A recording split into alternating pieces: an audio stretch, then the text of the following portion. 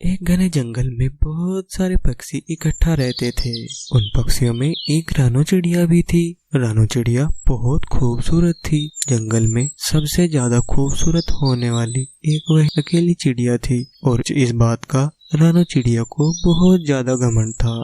एक दिन की बात है, रानो चिड़िया जंगल में घूमने के लिए जाती है। तभी वहाँ चीचू तोता और लूसी कबूतर आपस में बातें कर रहे होते हैं। रानो चिड़िया वहीं बैठकर उनकी बातें सुनने लग जाती है।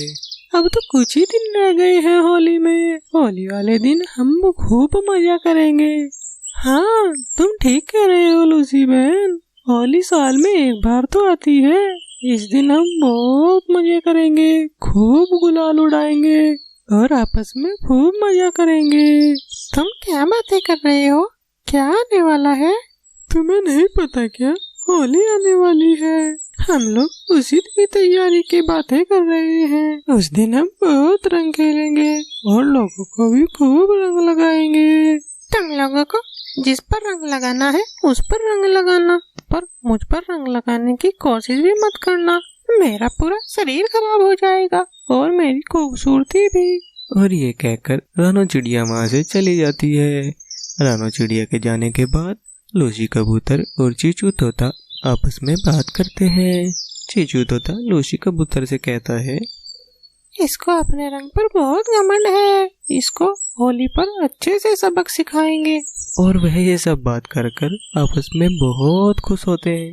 और दूसरी ओर रानो चिड़िया उनके पास से आकर खुद से बोलती है, बड़े आए मुझे रंग लगाने वाले। मैं अपने रंग को खराब नहीं होने दूंगी। मैं सभी पक्षियों से कह दूंगी सभी मुझसे दूर रहें, मुझे रंग लगाने की कोशिश भी ना करें। और तभी रानो चिड़िया सभी पक्षियों के पास जाती है और उनसे कहती है, होली वाले दिन सभी पक्षी मुझसे दूर ही रहें और कोई भी मुझे रंग लगाने की कोशिश ना करे।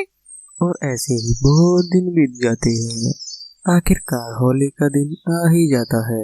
सभी लोग बहुत खुश थे और मजे से होली खेल रहे थे। तभी चीचू तोता लूसी कबूतर से बोलता है, रानो चिड़िया नहीं दिख रही, चलो उसे भी रंग लगाते हैं। मुझे उससे कोई मतलब नहीं है। वैसे भी उसने सबसे मना कर रखा है, कोई भी उसको रंग ना लगाए। लूसी की बात सुनकर चीचू तोता मुस्कुराते हुए बोलता है, तभी तो मैं उसको रंग लगाने जा रहा हूँ। उसको अपनी खूबसूरती का बहुत घमंड है और मैं उसका यही घमंड तोड़ना चाहता हूँ। तभी वहाँ पर कालू कौवा आ जाता है और उनके पास आकर चीचू तोते से बोलता है, क्या हुआ, तुम किसकी बातें कर रही हो? हम लोग रानो चिड़िया की बात कर रहे हैं। उसने सबको मना किया है ना कि कोई भी ऊपर रंग न डाले। हाँ, तुम सही कह रही हो। रानो चिड़िया ने मुझे भी कहा था कि वो आज के दिन मुझसे दूर ही रहे, पर वो है कहाँ, आज दिखाई नहीं दे रही। आखिर रानो चिड़िया चली कहाँ गई? वहीं दूसरी तरफ रानो चिड़िया रंगों से अपने आप को बचाने के लिए एक छोटे से गड्ढे में छुप जाती है जो आम के पेड़ के नीचे होता है। जो मिट्टी के सगने की वजह से वह गड्ढा बंद हो जाता है और रानो चिड़िया वहीं फंसी रह जाती है।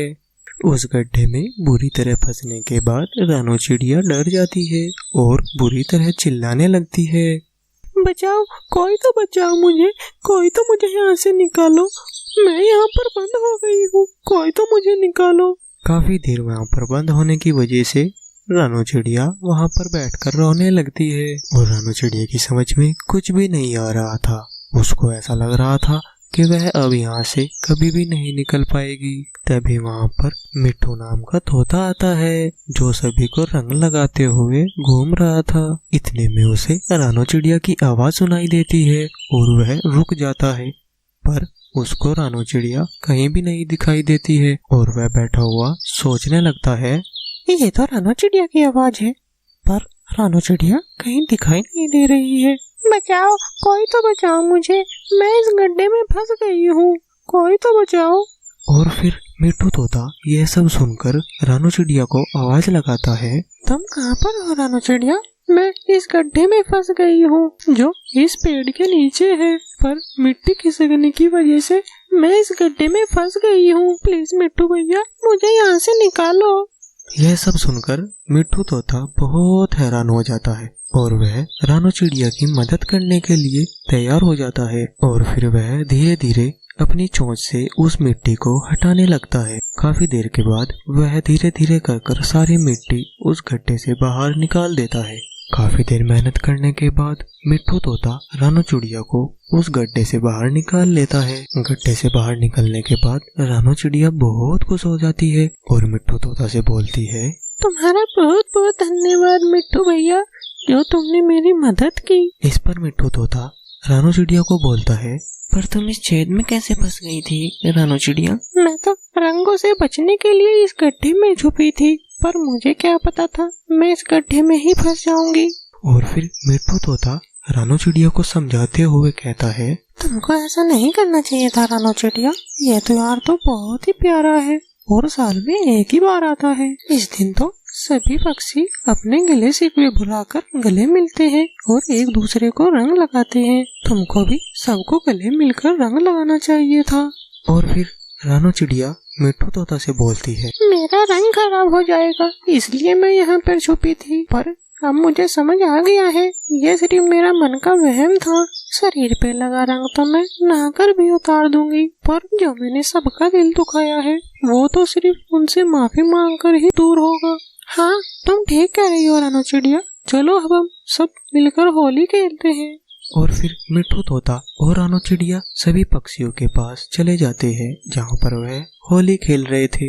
और फिर वह दोनों सभी पक्षियों के पास पहुँच जाते हैं। वहाँ जाकर रानू चिड़िया सभी पक्षियों को बोलती है, मुझे माफ कर दो, मैंने आप सभी का बहुत मन दुखाया, चाहो तो मेरे ऊपर रंग डाल सकते हो, मैं बुरा नहीं मानूंगी।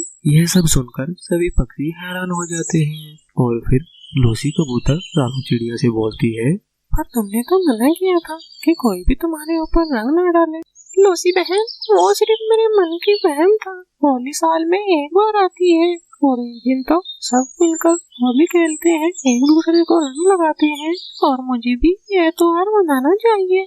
और ये कहते हुए रानू चिड़िया लूसी कबूतर और चूचू तोते को रंग लगा देती है और वह दोनों भी रानू चिड़िया को रंग लगा देते हैं और सभी पक्षी फिर मजे से होली खेलते। और फिर रानू चिड़िया अपने मन में सोचती है, आज रोहन तोता नहीं होता तो कभी भी मैं इन रंगों का महत्व नहीं समझ पाती। ये रंग कितने प्यारे होते हैं, इन्हीं रंगों से हमारा जीवन भी रंगीन होता है।